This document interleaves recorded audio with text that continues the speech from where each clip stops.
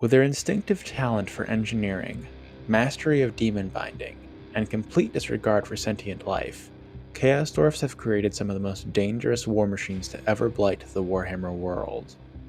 From Earthshaker cannons to death rockets to the dreaded Iron Demons, the war machines of the Dawi Zar can unleash unfathomable devastation upon any who stand in their way. Most of these artillery pieces blur the line between artifact and creature, with infernal spirits bound into their very core. Others aren't inherently magical, but the enchanted ammunition they fire more than compensates for this deficiency. Such is the case of the Deathshrieker Rocket Launcher, one of the most terrifying weapons of war crafted by any inhabitant of the old world. From a cursory glance, a Deathshrieker Rocket Launcher is very similar to the Hellstorm rocket batteries of the Empire. Both are gunpowder-driven rocket weapons with a massive range and devastating explosive firepower. At that point, however, the similarities end. While the Hellstorm rocket battery is completely mundane, if destructive, the Deathshrieker's ammunition is enchanted.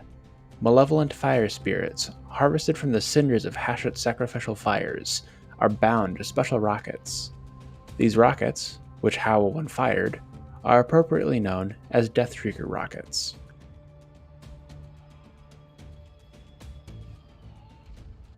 Instead of exploding on impact, a Deathshrieker rocket will detonate in mid-air, unleashing the infernal creatures within upon any unfortunate enough to be below them.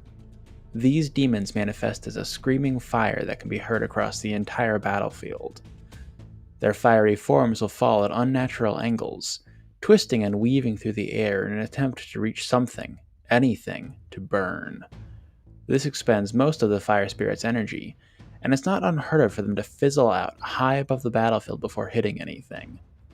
If something is unfortunate enough to be struck by one of these unleashed demons, however, the results are devastating.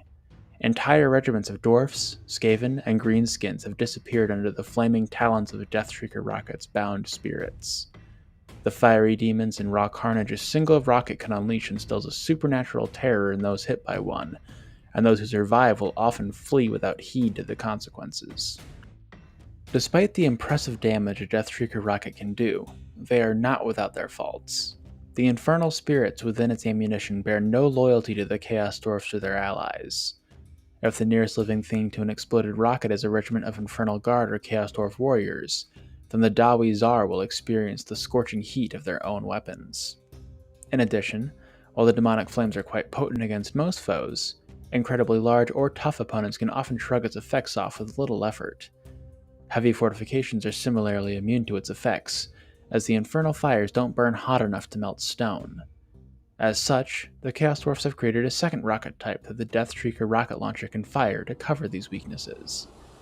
Known as Demolition rockets, these particular creations are more conventional, but no less dangerous, than their Deathshrieker counterparts. A Demolition rocket is designed to focus the full force of its explosive payload against one specific point.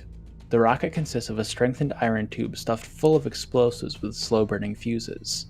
The iron tube concentrates the blast, creating a small but devastating explosion in a tiny area. To ensure that the Demolition rocket explodes where it's supposed to, there's a crown of spikes at the front of the rocket. These spikes will stick into whatever the rocket hits, be it stonework or monster, until the explosives detonate.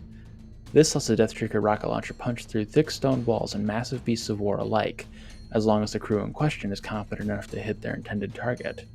Despite all of this effort, a Demolition rocket is still less powerful than a normal cannonball shot from an Empire or Dwarf cannon, so the Dawi Zar prefer other, more specialized artillery pieces for prolonged sieges. The Demolition rocket is more of a stopgap or emergency measure than anything else. As of this writing, and recording, the Deathshrieker rocket launcher's capabilities in Total War Warhammer 3 are unclear.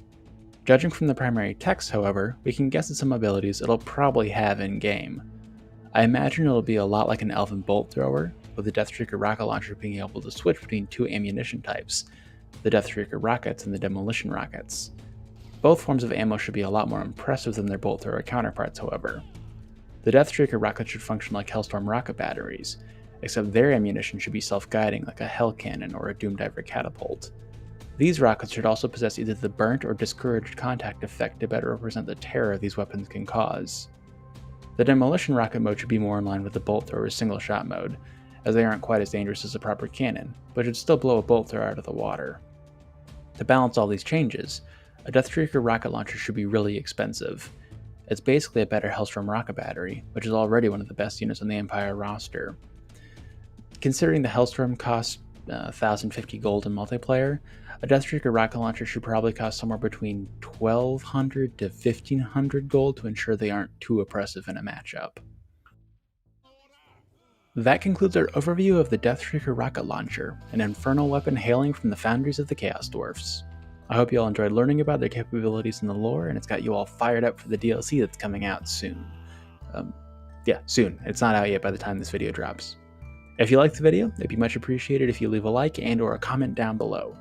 I read all of them and reply to as many as possible, and the ideas you suggest inform what I make going forward, so it's in your best interest to do so as well. If you're new around here, you should consider subscribing to the channel so you can see more stuff like it in the future. If you want to, of course. If not, you can still subscribe. That'd be cool. Anyways, this has been Sigmar's Chosen, signing off for now.